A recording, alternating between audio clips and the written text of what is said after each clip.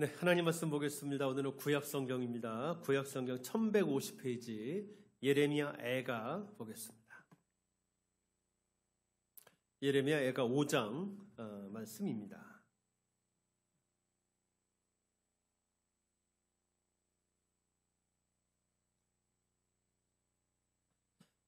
네, 예레미야 애가 5장 말씀 보겠습니다. 네, 예레미야가 쓴 애가, 예레미야가 쓴 슬픈 노래, 예레미야가 쓴 조가, 그렇게 생각하시면 되겠습니다. 자, 먼저 1절 읽겠습니다. 시작. 여호와여, 우리가 당한 것을 기억하시고 우리가 받은 치욕을 살펴보옵소서. 네, 제가 설명하면서 계속 하겠습니다. 신흥제국 바벨론이, 자, 지금부터 2700년, 2400년, 뭐 그 정도 전의 일입니다. 신흥제국 바벨론이 그 당시 이스라엘이 있던 지역에 급부상했습니다. 이 신흥제국 바벨론은 그 전까지 그 지역을 통치하던 대제국 아수르, 그 전부터 계속 강대국이었던 이집트를 무너뜨립니다. 그리고 이집트와 함께 연합해서 자신들을 대적했던 남유다를 공격해서 결국 3번 만에 무너뜨리고 맙니다. 북이스라엘은 아수르에게 멸망했고 이어서 이제 남유다마저 바벨론에게 망하고 만 것입니다. 그토록 아름다웠던 하나님의 도성 예루살렘, 그 안에 있었던 지극히 아름다웠던 하나님의 임재처소 성전은 이방인의 말발굽 아래 철저하게 짓밟히고 맙니다. 나라가 흔적도 없이 사라지게 된 것입니다. 선지자 예레미야는 파괴된 예루살렘 성과 성전을 바라봅니다. 폐허가 되어버린 자기의 조국을 바라봅니다. 눈물만 하염없이 흐릅니다. 예루살렘의 멸망은 하나님의 백성도 멸망하고 하나님이 거하시는 성전도 파괴될 수 있다는 점에서 굉장한 신앙의 충격이었습니다. 또 자신의 조국이 이방 강대국에 의해서 처참하게 패망하는 것을 지켜보았다는 점에서 정서적 충격이기도 했습니다. 예레미야는 지금 2가지 충격을 받은 겁니다. 신앙의 충격. 우와, 하나님의 백성도 망하네. 성전도 멸망하네. 성전은 파괴되지 않을. 자, 거기다가 우리 조국이 망하는 것. 자, 이 2가지 충격 속에서 예레미야는 눈물을 흘리며 탄식합니다. 그 탄식 속에 쓴 시가 오늘 저희가 읽은 예레미야 애가이고, 오늘은 저희는 그 예레미야의 그 탄식 속에 쓴 시 중에서 5번째 시를 지금 읽고 있는 겁니다. 그래서 여러분 1절에 보시면 우리가 당한 것, 우리가 받은 치욕은 바벨론에 의해서 하나님의 성 예루살렘이 파괴되고 그 안에 있던 하나님의 성전이 폐허가 된 것을 뜻합니다. 하나님 그것을 살펴보옵소서. 지금 예레미야는 그렇게 이야기하고 있는 겁니다. 자, 그러면서 예레미야는 바벨론에 의해서 멸망한 자기들의 곤궁하고 비참한 형편을 쭉 이야기합니다. 자, 그걸 좀 읽어보겠습니다. 자, 우리 2절부터 여러분 14절까지 볼 건데, 그 당시 예루살렘의 처참한 상황에 대한 묘사입니다. 예루살렘이 폐허가 된 거에 대한 상황 묘사입니다. 자, 보겠습니다. 우리의 기업이 외인들에게, 우리의 기업은 우리 조국을 땅을 얘기합니다. 그러니까 나라가 망했다죠. 외인들, 어디요? 바벨론인들이요. 외인들에게, 우리의 집들도 이방인들에게 돌아갔나이다. 자, 바벨론에게 멸망한 상황을 이렇게 표현하고 있습니다. 자, 우리의 처지가 이렇다고 얘기합니다. 3절 읽겠습니다. 시작. 우리는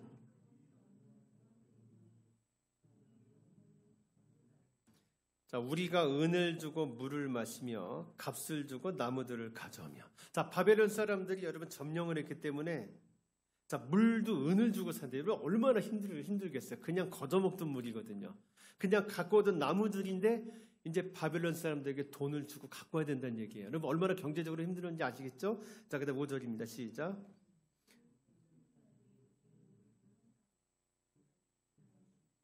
자, 죽을 만큼 힘든 상황을 이야기합니다. 자, 우리가 애굽 사람과 아수르 사람과 악수하고 양식을 얻어 배불리고자 했나이다. 자, 이건 무슨 얘기냐면, 자, 바벨론이 떠오르니까 이스라엘이 어떡하지?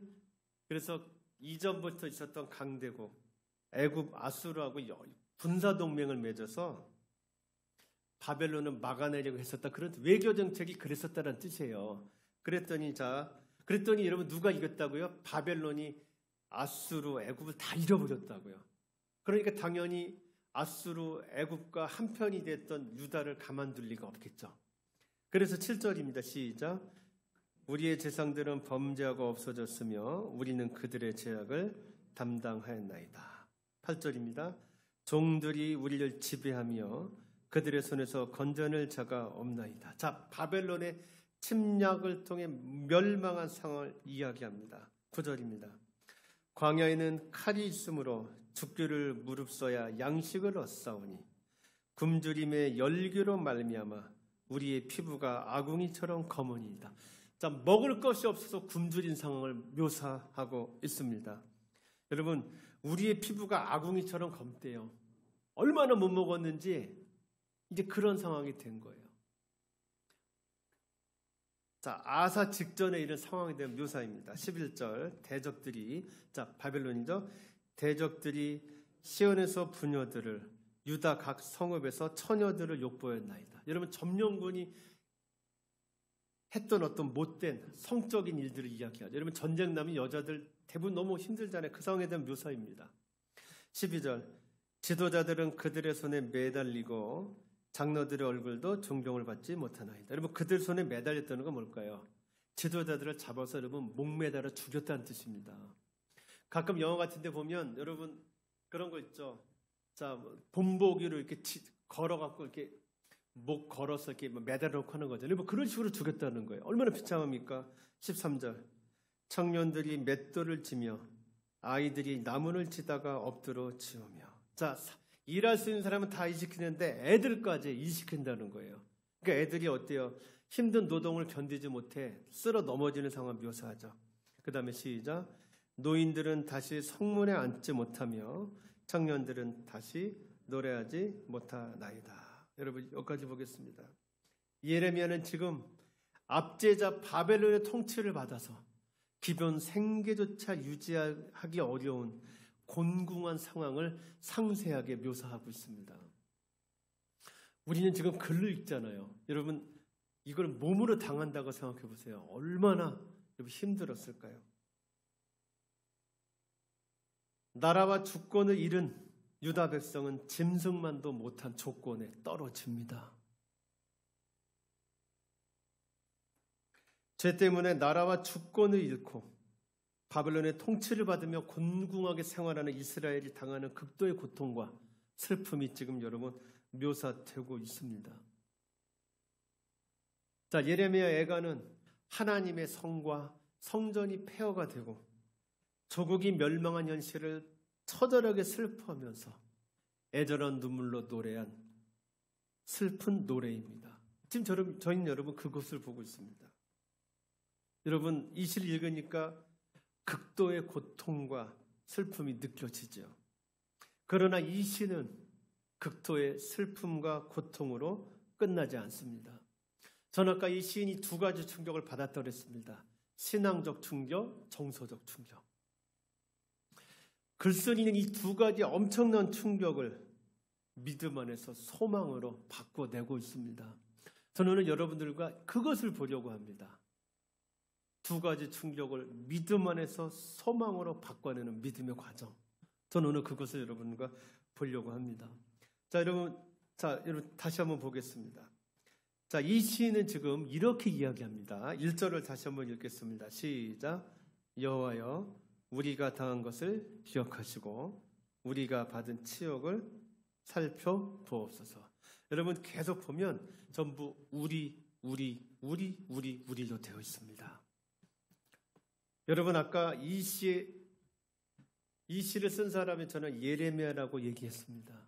여러분, 근데 이 시의 주체는 예레미야가 썼는데 이 시의 주체는 개인이 아니라 공동체 우리입니다. 여러분, 이것을 먼저 주목하십시오. 자, 누가 기도한다고요? 우리가 기도합니다. 내가 기도하는 게 아니고 우리가 기도합니다. 기도할 대상은 여호와입니다. 시인은 공동체 우리가 여호와께 드리는 기도를 쓰고 있습니다. 자, 예레미야 개인이 시를 쓰는데 예레미야가 이렇게 한다니까요. 우리가 여호와께 기도합니다라고 기도하고 있습니다. 공동체 우리가 여호와께 우리가 받은 치욕을 기억하고 살펴달라고 기도하고 있습니다. 이 말은 이 시가 감정적 호소를 넘어서 목적이 분명한 하나의 신앙 행위로서 글쓴이가 기도하고 있다라는 말입니다. 이 시인은 지금 예레미야로 추정되는 이 시인은 이스라엘과 나와 너의 관계를 맺으신 하나님, 주와 종의 관계를 맺으신 하나님을 염두에 두고 기도하고 있습니다. 자, 여러분이 힘들 때 그래요. 어디 좀 신이 있으면 좀 도와줘 보셔. 자, 그게 아니고요. 예레미야는 이스라엘과 나와 너의 관계를 맺으신 하나님, 그 하나님을 살아계신 분명히 확신하면서 기도를 드리고 있습니다. 이 기도는 그냥 드리는 기도가 아닙니다. 하나님이 주신 약속을 기억하고 드리는 기도입니다. 여러분, 우리라는 말 속에서 여러분은 먼저 이것을 봐야 합니다. 이 기도는 그냥 힘드니까 푸념하는 기도가 아니고요. 하나님의 약속을 기억하고 드리는 기도라고요. 이 기도는 여러분 나중에 읽어보시면 끝까지 읽을 건데 소망으로 끝납니다. 그런데 이 소망은 잘 되겠지라는 막연한 기대감이 아닙니다. 신실하신 하나님의 성품이 우리를 위해 반드시 무슨 일을 하시지라는 데서 오는 확신입니다. 이 우리라는 말 속엔 여러분이 확신이 들어있습니다. 확신이요. 잘 되겠지가 아니라 하나님이 당신의 백성을 위해 반드시 무엇인가를 하신다라는 확신으로 지금 이 기도를 드리고 있는 겁니다. 우리가 오늘 이 기도에서 봐야 될 첫 번째 것은 이것입니다. 자, 이제 두 번째 계속 보겠습니다. 자, 여러분 7절을 읽어보겠습니다. 자, 읽어보겠습니다. 시작.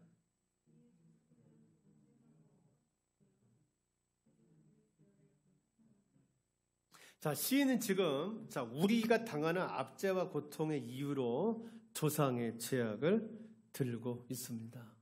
여러분, 하나님은 이스라엘 백성들에게 모세가 시대에 가난에 들어서부터 계속 얘기했습니다. 너희가 내 백성 노릇을 다 못하면 내가 이방 나라를 들어 너희를 징계할 거라고.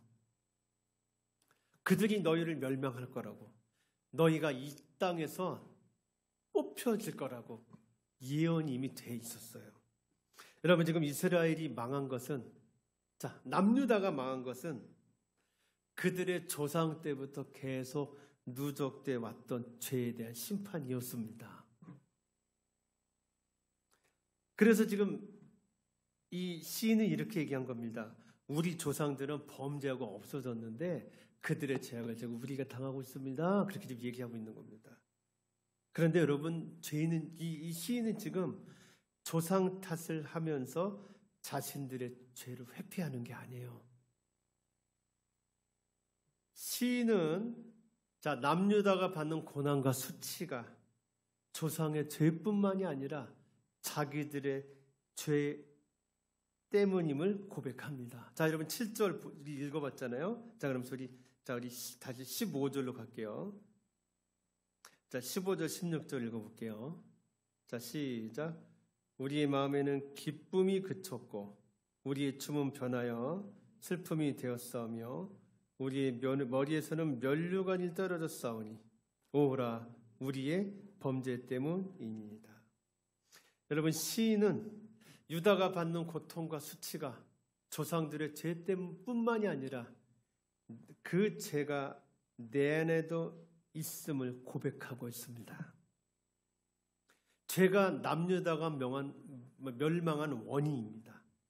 그런데 그 죄가 내 안에도 있다고. 자, 조상들 때문에 우리가 이렇게 바벨론에게 망한 게 아니라 그 죄가 내 안에도 있다고. 그는 지금 성숙한 자기 성찰을 하고 있습니다. 조상들의 빗나간 역사에 대한 지금 반성을 하고 있습니다. 비록 하나님의 심판이 아프지만 하나님의 공의가 실현되던 것은 정당합니다. 라는 것을 지금 고백하고 있습니다. 시는 지금 그러한 지금 회개를 하고 있는 겁니다. 자, 그러면서 시인은 이제 이렇게 기도합니다. 자, 우리 17절부터 읽어보겠습니다. 이러므로 우리의 마음이 피곤하고 이러므로 우리의 눈들이 어두우며 시온산이 황폐하여 여호가 그 안에서 노나이다. 자, 우리 예루살렘 상황에 대한 묘사예요. 황폐해요. 자, 예루살렘 황폐해요. 자, 이렇게 한 상황 속에서 시인이 지금 뭐 한다고요? 회개한다고요. 그러면서 그는 이렇게 이야기합니다. 자, 우리 19절입니다. 시작. 여호와여 주는 영원히 계시오며. 제가 아까 얘기했죠. 시인은 막연한 신에게 기도하는 게 아닙니다. 분명히 살아계시고 자기들과 주와 종의 나와 너의 관계를 맺으신 하나님을 확신하면서 기도합니다. 자, 이거 보세요. 여호와여 주는 영원히 계시오며. 시작. 주의 보좌는 대대에 이르나이다. 자, 황폐해질 땅에서 아이고 하나님 없는가벼.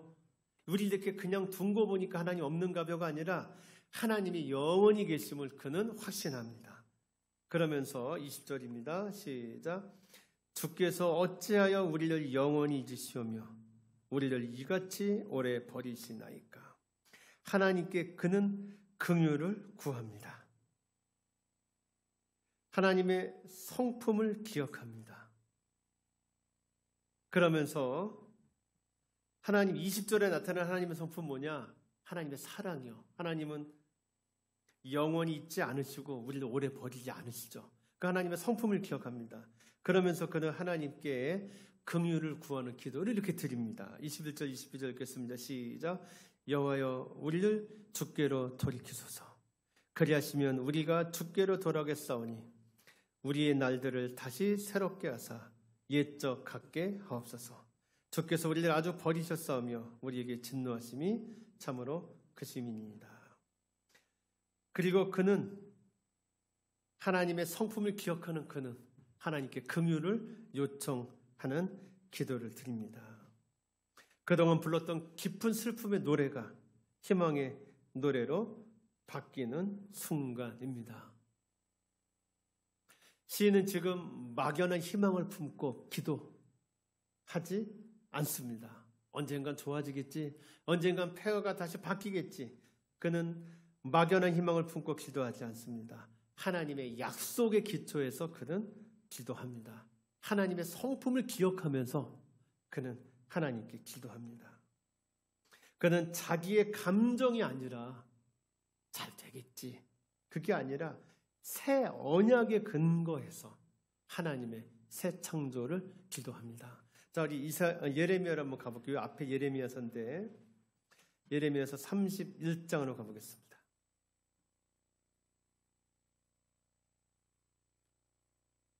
예레미야 31장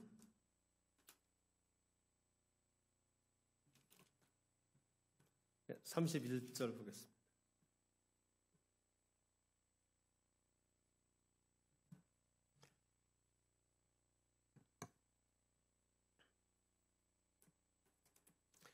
자, 31장 31절부터 34절이요.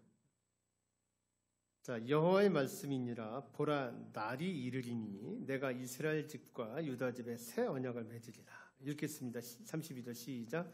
이 언약은 내가 그들의 조상들의 손을 잡고 애굽 땅에서 인도하여 맺은 것과 같지 아니할 것은 내가 그들의 남편이 되어도 그들이 내 언약을 깨뜨렸습니다.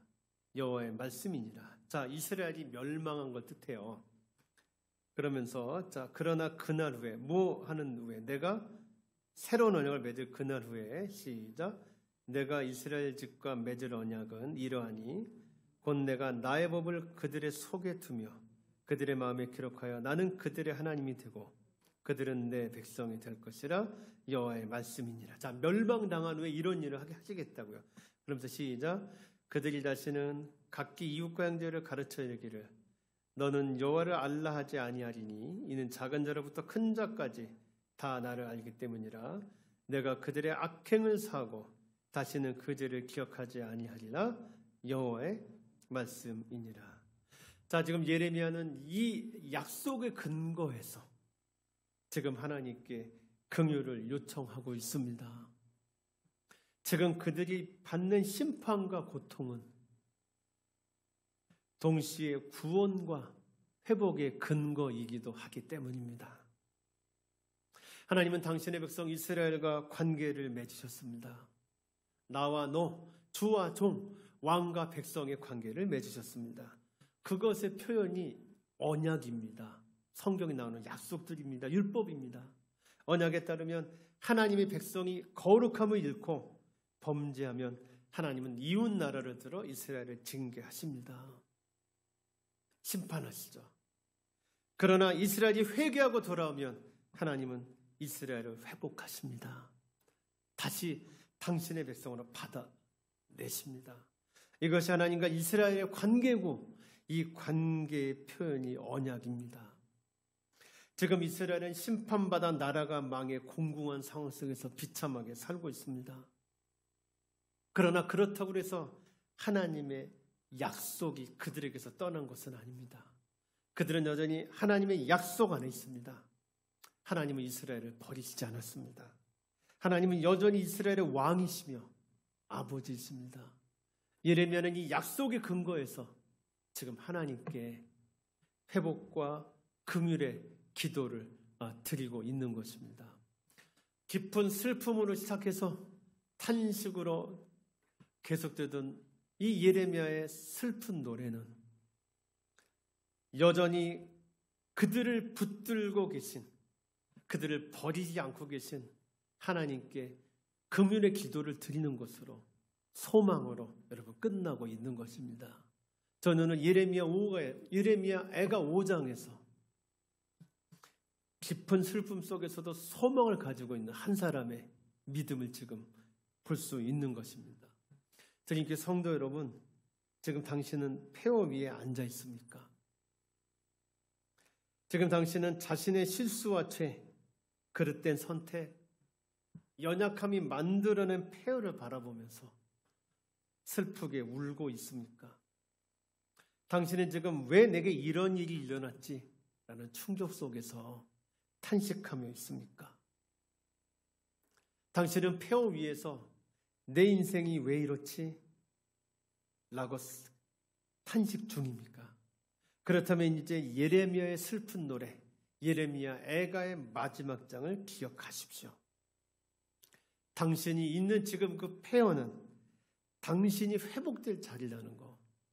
당신이 지금 있는 그 폐허는 하나님이 당신을 회복시켜 구원하실 그 믿음의 자리라는 걸 잊지 맙시다. 당신이 지금 받아든 처참한 결과, 초라한 열매는 하나님이 당신을 버리셨다는 증거가 아닙니다. 반대로 오히려 당신의 폐허는 하나님이 당신을 버리지 않으셨다는 증거입니다. 하나님은 당신이 사랑하는 자녀가 그릇된 길로 가면 반드시 징계하십니다. 죄를 도려내세요. 그럼으로써 당신의 자녀를 올바른 길로 다시 불러 그 길에 세우십니다. 진짜 저주는 내가 그릇된 길로 가더라도 오히려 잘 되는 것입니다. 성도 여러분, 당신은 지금 폐허 속에 있습니까? 당신은 폐허 위에서 고통당함이 있습니까? 하나님이 당신을 세우시는 과정 중에 있다는 것을 기억하시기를 바랍니다. 지금 당신이 있는 폐허는 당신이 무너지고 끝날 자리가 아니라 당신의 삶의 회복이 일어날 자리입니다. 하나님이 당신과 약속 안에 계십니다. 하나님이 당신과 나와 너의 관계를 십자가에서 맺으셨습니다. 하나님의 성품이, 하나님의 사랑이 우리를 다시 불러 세워 온전케 하실 것입니다. 여러분, 이 소망으로 당신의 폐허를 예레미야처럼 바라보시기를 바랍니다. 여러분, 폐허에서 눈을 돌리지 마시고 당신의 폐허를 바라보십시오. 무너져 내린 당신의 성과 당신의 성전을 바라보십시오. 언젠간 잘 되겠지라는 막연한 기대감이 아니라 하나님이 살아계시지, 그분이 내 아버지시며 나는 그분의 자녀지, 그분이 나의 주이시며 나는 그분의 종이지, 그 하나님이 나를 반드시 회복시키시지, 그분은 내게 새 언약을 가지고 계시지 라는 이 소망으로 폐허 위에서 하나님을 바라보십시오. 그것이 믿음입니다. 저는 여러분들이 언젠간 잘 되겠지라는 그런 믿음이 아니라 하나님은 살아계시지, 나는 그분의 약속 안에 있지라는 그 믿음으로 당신의 폐허를 바라보게 되시기를 소망합니다. 그렇게 하십시오. 당신이 폐허 위에서 소망을 품고 할 일 두 가지를 말씀드리겠습니다. 본문을 가지고 말씀, 첫째, 하나님의 성품, 그분의 약속을 기억하십시오. 하나님은 나를 사랑하십니다. 하나님은 나를 구원하기를 바라십니다. 하나님은 내게 구원을 약속하셨고 지금도 그 약속을 지키고 계십니다. 날 향한 하나님의 사랑 조금도 변함이 없습니다. 하나님의 징계는 나를 버리고 저주하는 게 아니라 나를 끌어안음이고 나를 새롭게 하심입니다. 여러분, 순간순간 하나님의 이 성품을 묵상하십시오. 계속 하나님의 사랑 그 안에 머무십시오. 시시각각 감정은 변합니다. 그 감정 위에 서지 말고 하나님이 내게 주신 약속 위에 서십시오. 이걸 계속하십시오. 두 번째, 아까 예레미야는 조상들의 죄 안에서 자기의 죄를 봤습니다. 자, 조상들의 죄 때문에 나라가 망했잖아요. 대대로 가나안에 들어가자마자 계속해왔던 우상숭배 때문에 북이스라엘 망하고 남유다 망했거든요. 그래서 조상 탓을 할 수 있어요. 그런데도 예레미야는 남유다의 멸망에서 자기 안에 있는 죄를 봤잖아요. 여러분, 이것처럼 다른 이의 모습 속에서 나의 숨은 죄를 보십시오. 나를 폐허 속에 있게 만든 사람들이 있을 거예요. 그들의 모습에서 아닌 모습 참 많을 거예요. 왜 저러지?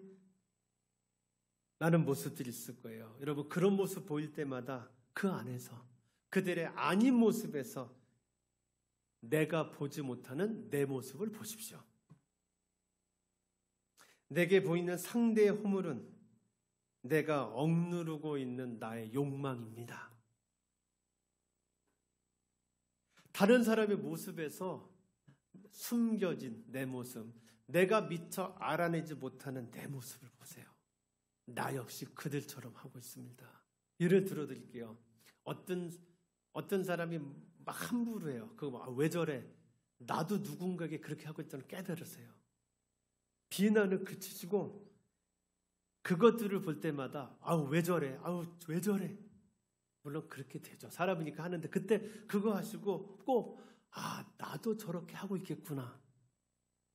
내 안에 있는 죄를 여러분 회개하세요. 그것들을 비난하면서 같이 무너지지 마세요. 사람이니까 조금은 하게 돼요. 왜 저래? 그러면서 그때마다 나도 저런 모습이 있겠구나. 여러분, 그게 잘 보인다는 거는 나도 해봤기 때문에 잘 안다는 뜻이에요. 무슨 얘기인지 아시겠어요?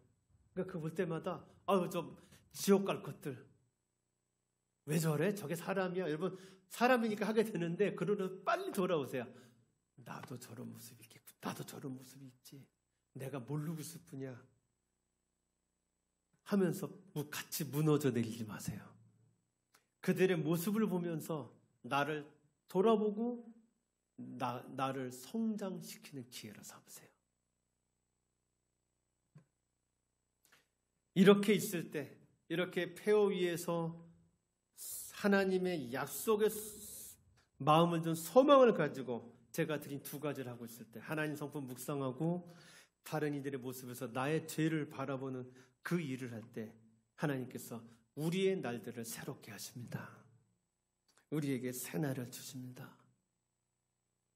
드림교회 성도 여러분, 지금 폐허 위에 계십니까? 지금 내 삶의 폐허를 바라보면서 눈물 짓고 계십니까? 내가 그토록 지켜왔던 것들이 무너져 내리고 내 삶의 근거가 하나하나 무너져 이제 완전히 폐허가 되어버린 그 안에 계십니까? 그러면 당신의 아버지 하나님을 바라보십시오. 오늘 예레미야처럼 하나님의 약속을 기억하십시오. 잘 되겠지가 아니라 하나님 살아계시지라는 것 소망을 가지십시오. 그 소망 안에서 두 가지를 하세요. 하나님 성품을 계속 묵상하시고 다른 이들의 아닌 것 같은 모습 속에서 나의 죄를 성찰하십시오. 이렇게 있는 건 소망 안에 있다고 합니다. 소망 안에 있다는 건 잘 되겠지가 아닙니다. 이 두 가지를 한다는 게 소망 안에 있는다는 말입니다. 앞으로 잘 되겠지가 소망이 아니에요. 이 두 가지가 소망 안에 있는 거예요. 소망 안에 우리가 살아갈 때 우리는 하나님이 주시는 새날을 맞게 될 것입니다. 우리 드림교회 성도 여러분, 하나님 안에 있을 때 참 소망이 생깁니다. 그 소망 안에 살아갈 때 우리는 새날을 맞습니다. 우리의 날들을 다시 새롭게 하실 하나님을 바라보는 드림교회 성도 여러분들이 되시기를 축복합니다. 네, 기도하겠습니다.